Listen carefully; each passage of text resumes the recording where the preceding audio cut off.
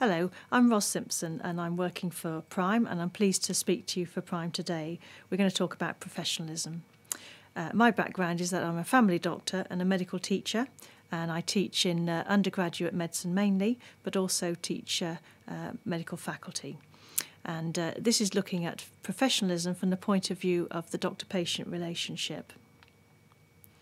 So professionalism, you would think it's the right behaviour, but actually its most important thing is to think of the bigger picture behind that.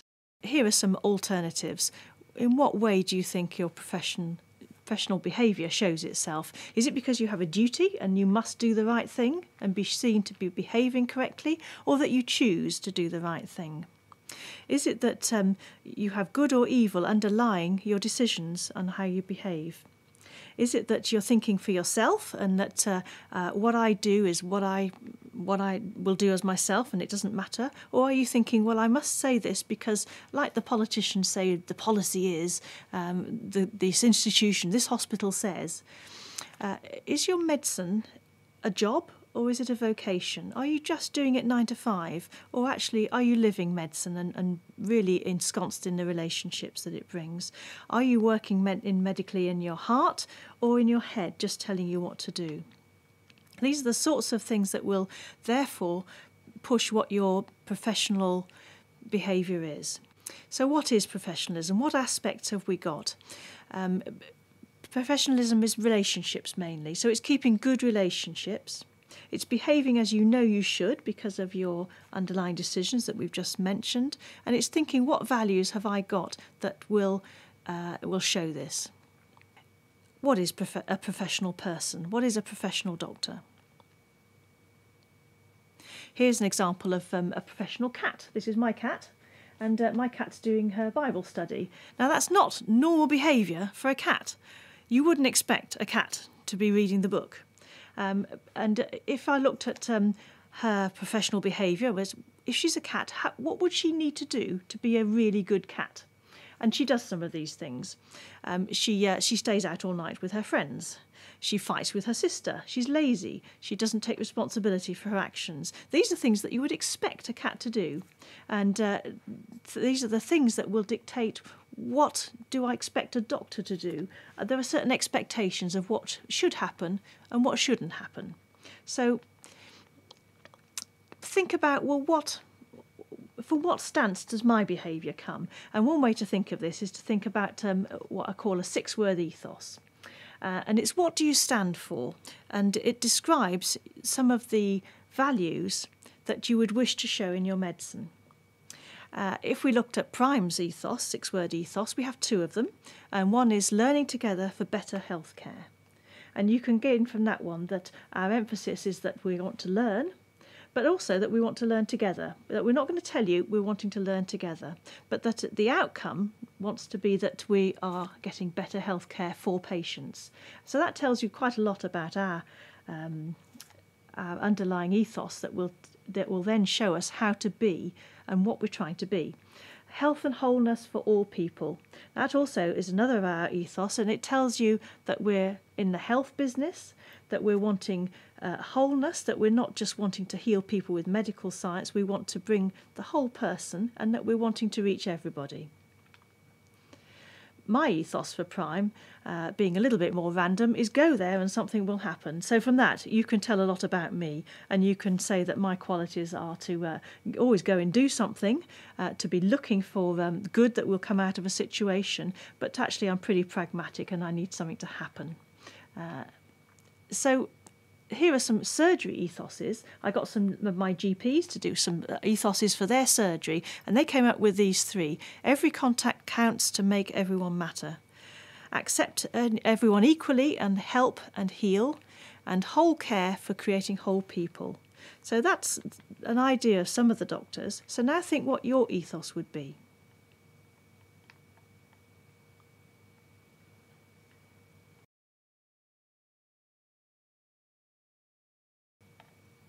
Here are some of the ethoses that came up from a recent conference where there were all sorts of students, doctors, nurses, pharmacists. They came up with these.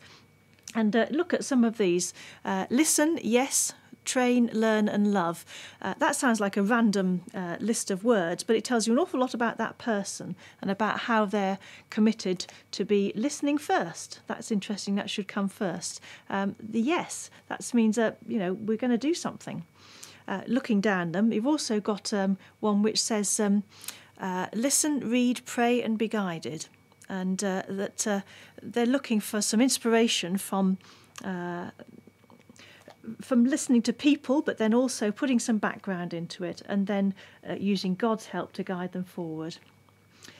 So I wonder what your ethos was. So once you've thought about your ethos, which shows your values, now it's interesting to look at some of the relationships, because professionalism is shown in relationships. And this is between the doctor and the patient, between doctors and relationships with other healthcare workers and with the public. These are the categories that professionalism is put into when it's described in any rules and guidelines from governments.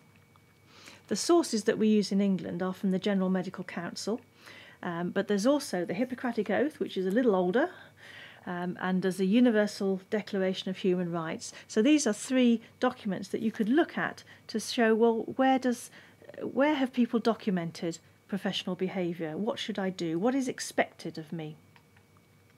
This comes from Good Medical Practice, which is the General Medical Council's guidelines. And it's just interesting as you read through this that this gives you a flavour of it. Patients must be able to trust their doctors with their lives and health. To justify that trust, you must show respect for human life, and it goes on very much, the doctor must do this. You've got to do it. And what we are hoping for is that you will look at the situation, look at yourself, and you will decide to do those things and decide to behave in a professional way, linking with the patient and doing the good medical practice. But you'll decide to do that, not that you're forced to do it. So professionalism really is doing the right thing, and we've looked a little bit about why you would do that. So now I've got some 10 top tips for being a really good doctor, and these are 10 tips that are taken from the 10 points of good medical practice written by the General Medical Council in England. This is the first one, to give you a flavour. Tell the truth, keep good records. We know that these are good things to do, but do you always do them? And it's interesting to think, why would you do that and why would you not do that? So, for instance, the next one is confidentiality. And we know that we'd like to keep confidentiality for everybody, but does that happen? And the point about professionalism is not knowing what we ought to do, it's finding out whether it's happening and whether you are actively working towards that in your everyday life.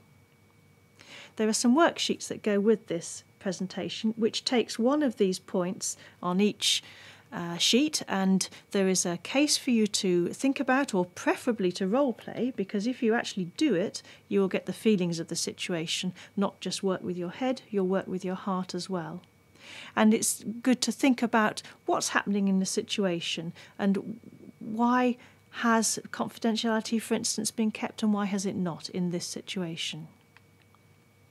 I'd like to illustrate this with a description of one of the problems I have at home. 3 teenagers, I have a lot of towels. Towels are on the floor. Now, this is a very Western, decadent way to behave, but one of the problems is they will not pick up the towels. And my constant wish is, why do they choose to leave them on the floor? Why do my kids not pick up their towels? So I talk to them, well, why don't you take responsibility and do that? And their answers are, well, I don't know. No one's ever told me. I'll do it later. And why do I have to do this? Now, these are very common comments when you're trying to enforce some rules on some people you're working with. And unless they feel it's worth it, they won't do it. And unless they feel they really need to do it and that they've taken it on board personally, they will say they don't know how to do it. So it's a matter of owning the task. Here's another one. Why did he not pick up the towels? It was too difficult. I tried it before and it all went wrong. that's usually because people have been criticised because of the jobs that they do. And last time I just felt awful because I thought I'd got it wrong. So living in a critical environment leads people to lose confidence to do the right thing. Sometimes it's that they don't know what's right and what's wrong. They're aware that some things they do are not right, but they don't really know what to do about it. And here my son is sort of absolving himself of all responsibility of, I didn't know that, nobody told me. And if I ignore the difficult bits, then they'll go away and Mum will stop asking me. Another common attitude is, well, it's not my job to do this, it's somebody else's job. And no one will notice if I don't do this properly, so I'll do part of it and the rest will probably be okay. And my daughter's always flapping her hand and saying, oh, whatever, it's okay. And not completing is thought to be satisfactory. Professionally, it isn't. And then if you put some rules down, you say, right, I'll tell you how to do it. And you write it all down, rules and guidelines. Have you seen many of those around on the wards? I think so. Do they work? Not really, because they're kept on the shelf, they collect dust, they don't get read. They're there somewhere, but they're not taken on board. Why not? It takes a long time to read. It's too complicated. I didn't know they were there. I didn't know where they were kept. I can't see how to apply it when I come to the real job. So rules and protocols are not effective unless they're worked through with the people who are going to be doing it. You need to practice it. So this is now reverting to the other 10 top tips that we have. This is the fourth one, and this is respecting the patient. Consent is another area that explaining exactly what's happening to patients.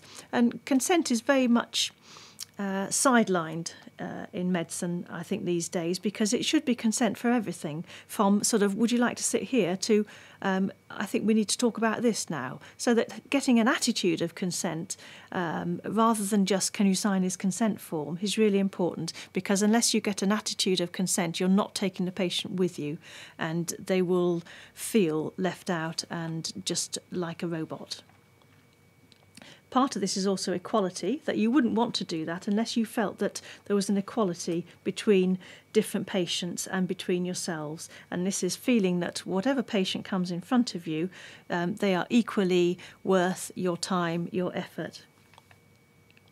Compassion is to do with understanding what the patient needs and showing that care physically and emotionally, and showing some love in the way, some kindness, some a soft heart that will actually wish the patient to feel good.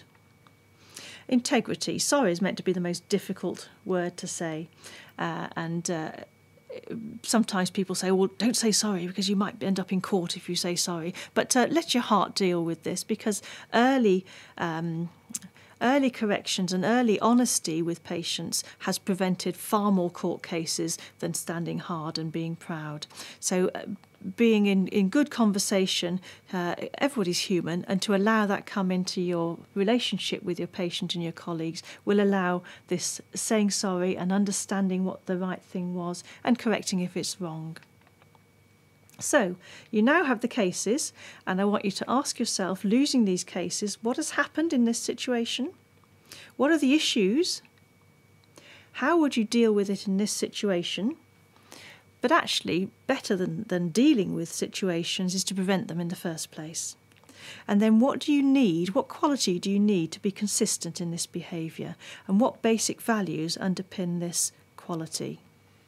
So have a look at those sheets and start off with a why would you, why wouldn't you, and then go through these questions to do with a particular scenario. So that was quite a detailed look at professionalism together, and I hope you found that useful. I hope you found the cases helpful to really understand it, and I hope by the end of the day you'll be a really good professional cat, nice and warm and fuzzy, just like my cat.